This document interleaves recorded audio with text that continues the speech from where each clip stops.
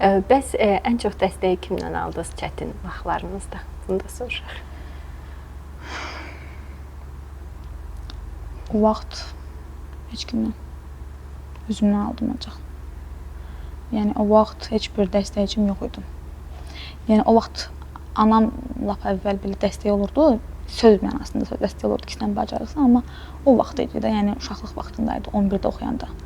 Amma 4 il əvvəl ancaq özüm. O vaxt ümumiyyətlə yox idi. Sizə bilin ki, ona görə məsələn, indi nə olsa, məsəl üçün mən hər an ayaqda qala bilirəm. Çünki dəstəkçim olmasa da qala bilirəm, olsa da qala bilirəm. Çünki ən dibini görmüşəm deyə artıq hazıram da elə bir ki, hər şeyə. Hazırlanmışam. Çünki bilsəncə, bir söz var, deyir ki, yaxşı günlərə hazırlanırıq biz. Çünki biz yetişməliyik ki, biz böyüməliyik. Təlimdə elə bir ki. Təlim keçirlər bizə, sonra o həyatı bəxş edirlər ki, sən bu həyatı qaldıra biləsən. Yoxsa o təlimdə olmasaydım, həqiqi mənada qaldıra bilməzdim.